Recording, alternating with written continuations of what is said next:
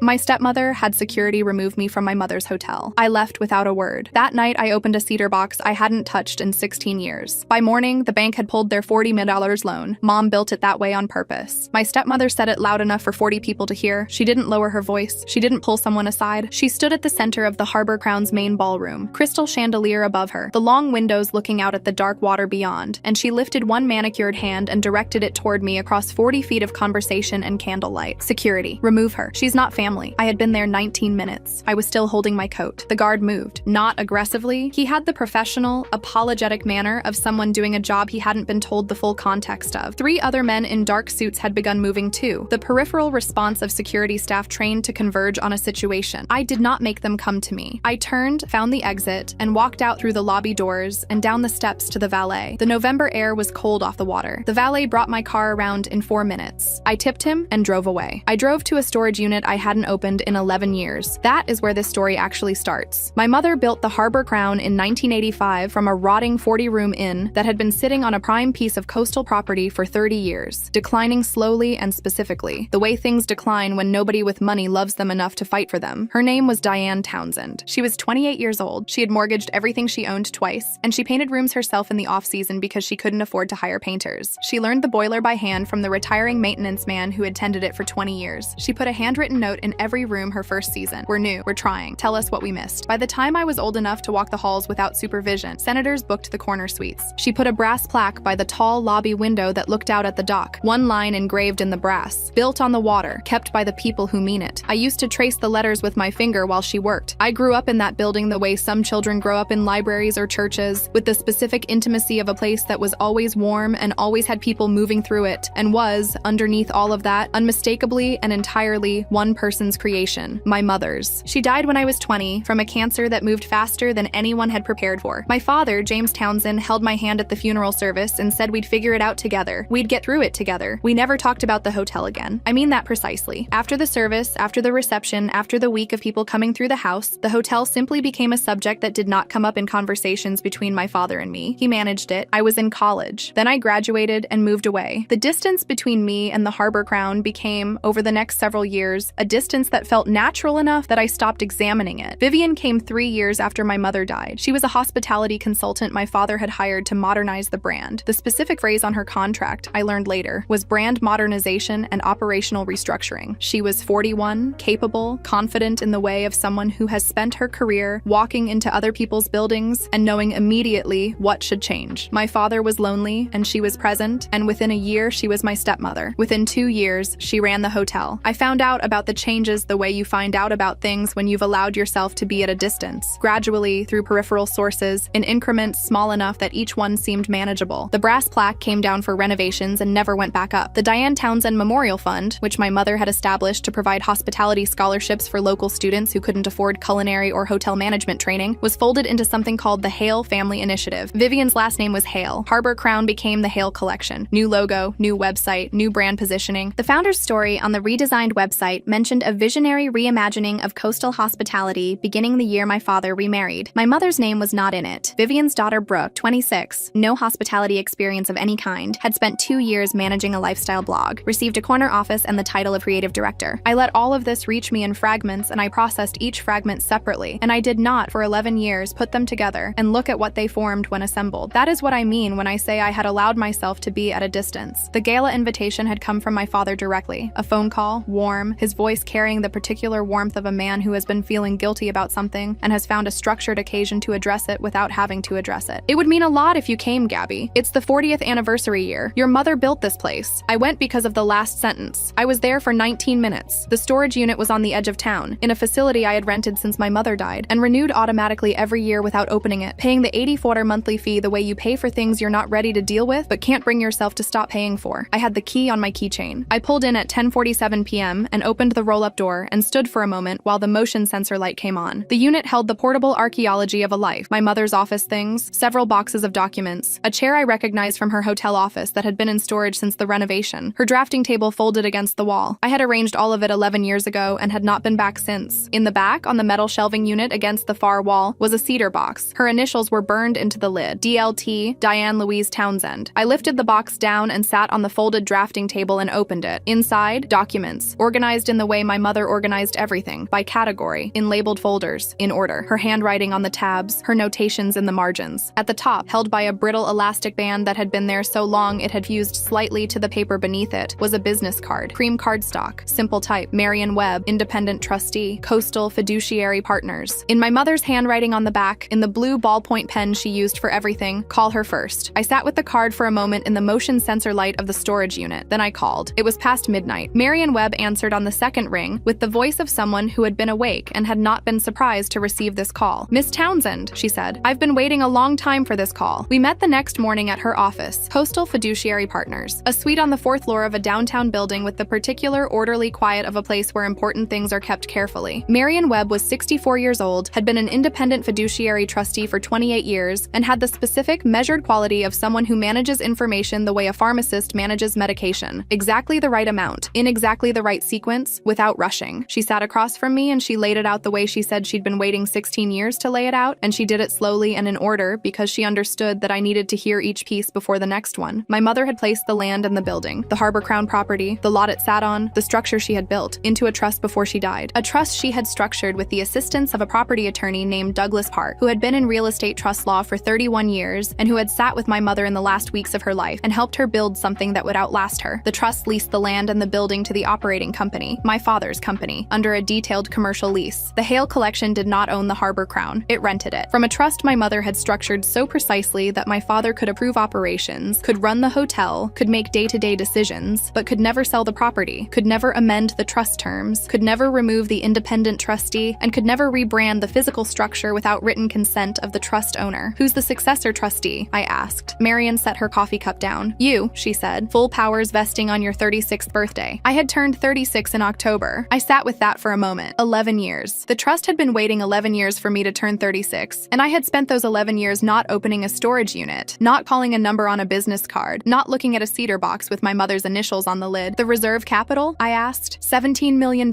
Marian said, "untouched since 2009. The trust has been accruing returns. I've been filing the annual reports. Everything is in order." She slid a letter across the table, my name on the envelope in blue ink, the blue ballpoint she used for everything. I opened it. "Gabby, if you're reading this, you finally let yourself look. I didn't build all of this so you'd be rich. I built it so no one could ever make you small. Don't fight them, sweetheart. Just stop renting them your silence." I read it twice. Then I set it down on the table and looked at Marian. "Tell me about the loan," I said, because I had seen in the cedar box a document I had recognized, a preliminary loan term sheet with the Harbor Crown address and a number I had processed without fully processing. $40 million.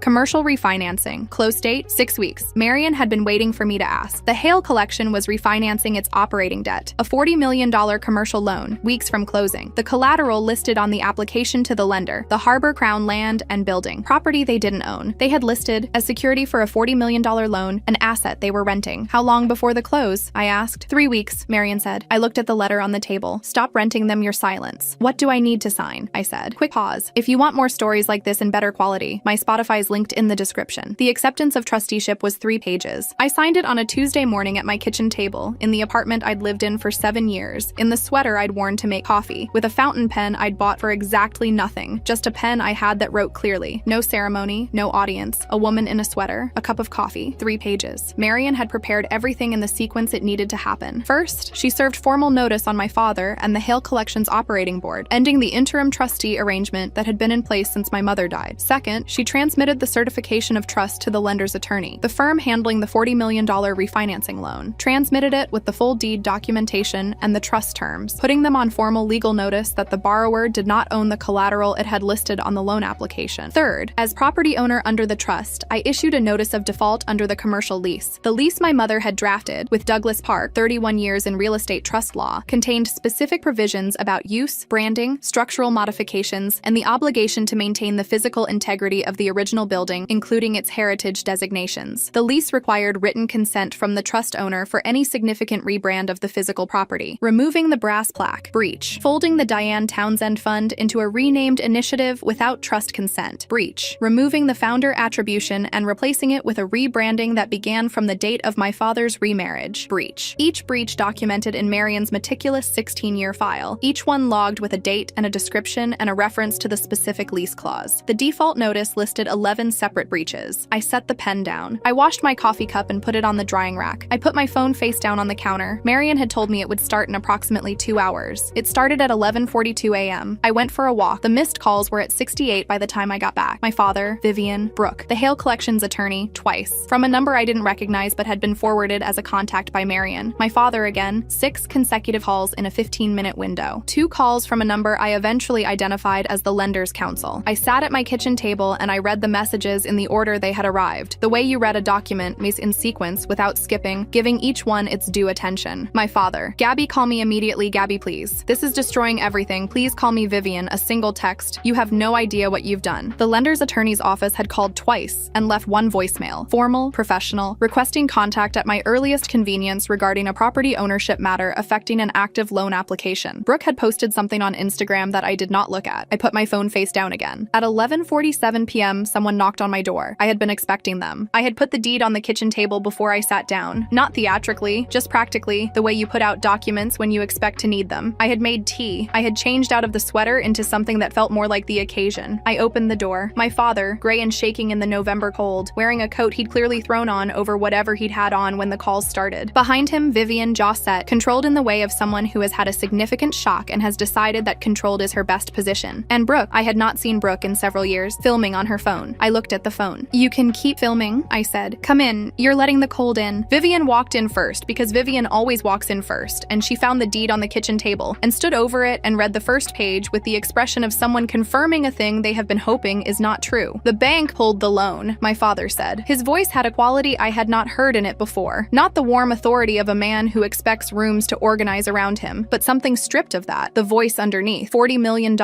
They're saying we don't own the building. You don't, I said. Mom did. Now I do. Vivian looked up from the deed. I had expected her to be many things in this moment. What she was, in the first 30 seconds, was sharp. Sharp and fast, the specific quickness of a person who has navigated difficult situations by finding the available leverage and applying it before the other party has finished processing. Fine, she said. You own the bricks. The land? Fine. She set the deed back on the table with the controlled deliberateness of someone who has decided the deed is not the main issue. The brand is ours. The bookings, the staff relationships, the supplier contracts, the reputation the Hale Collection has built. None of that is in a trust. You own a building with no operator. We are the operator. Without us, the Harbor Crown is an empty building. She met my eyes. So you'll lease it to us. You'll be reasonable. Because without a tenant, what you own is 40 rooms and a cold lobby. It was the move I had expected. It was, as moves go, not a bad one. The only real leverage she had left. I let her finish. Then I said, the lease is in default. 11 breaches. You can see the list in the notice that Marion sent this morning. I kept my voice level. When a commercial lease is in default, the property owner has the right to terminate. I've exercised that right. You can't. I sent a packet to the full operating board this afternoon, I said. Every board member who watched you direct a security guard to remove me from my mother's hotel last night received the same documentation I sent the lender. The deed, the trust terms, the lease, the default notice. I paused. The reporter from the Business Journal was at the gala. She reached out this afternoon. I haven't responded yet. The room had a different quality now. Vivian's coat. Brooke's phone. Still filming, though Brooke had not spoken. My father's hands, which were shaking with the fine tremor that I recognized as fear rather than age. You called my mother a dead woman in my kitchen while standing in a building she still owns, I said. My voice was almost soft. You told a security guard I wasn't family. In a building my mother built from a rotting inn with her own hands. At a gala she would have hosted every year if she'd lived. I stood up. You said I wasn't family. You were right. I'm not. I walked to the door and held it open. The November air came in off the water. I'm the landlord. Vivian stood in my kitchen with the deed on the table and 68 missed calls on my phone and the letter from my mother folded in my pocket, and she looked at me for a long moment. Then she walked out. Brooke followed, still filming. My father stopped in the doorway. He looked older than he had at the gala. He looked older than I had ever seen him. He looked like a man who has been standing on someone else's floor for 16 years without knowing it and has just been told. Gabby, he said. Good night, Dad, I said. He walked out. I closed the door. 6 months later, the Hale Collection vacated the Harbor Crown property in February, following a negotiated wind-down agreement with Marion that resolved the lease default and provided a transition timeline for the staff. I want to be precise about the staff. The 31 people who had worked at that hotel, some of them for a decade or more, some of them trained through the original Diane Townsend Fund, were my first priority. Every employee who wanted to stay was offered a position under the new management structure. The new management structure was mine. I hired an operations director, a woman named Patricia Cole, 22 years in hotel management, who had spent 6 years at a coastal property in Maine and had returned to this region when her children started school. She walked through the Harbor Crown on a Tuesday in January and said, standing in the lobby by the tall window that looked out at the dock, "This is a remarkable building. Who built it?" I told her. The brass plaque is back. Sal, who has been working the door of this hotel since before I was born and who was the first person to meet me in the lobby the night of the gala, who told me quietly that my mother's things were in fourth floor storage storage, who had been keeping that information for 11 years waiting for me to come back, carried it up from storage himself. We put it back in the same position by the window, and he ran his finger along the engraved text and said, "Good, that's where it belongs." The Diane Townsend Memorial Fund has been re-established. This year's cohort is 6 students from the local area, enrolled in hospitality and culinary programs. The letters went out last month, and I read every response. My father has called 3 times. The first 2 calls I let go to voicemail. The third I answered. We spoke for 14 minutes. He said he hadn't known the full extent of what had been changed, which I do not entirely believe and do not entirely disbelieve, which is the specific unresolved place I occupy with regard to my father now, and may occupy for a long time. He said he was sorry. He said it the way people say it when they mean it, and it's not enough, and they know it's not enough, and they're saying it anyway because it's what they have. I said I heard him. I said I'd call him when I was ready. I haven't called yet. The hotel opens for the season in April. We're fully booked through the summer, the first fully booked summer in 4 years, according to the records. I don't know if that's the management change or the story that got out after the gala or just the building being what it's always been, which is remarkable, which is my mother's. I walk through the lobby every morning before the staff arrives. I stop at the window. I trace the letters on the brass plaque. Built on the water, kept by the people who mean it. 68 missed calls, 1 cedar box, and 16 years of silence. Pointed in the right direction. Finally.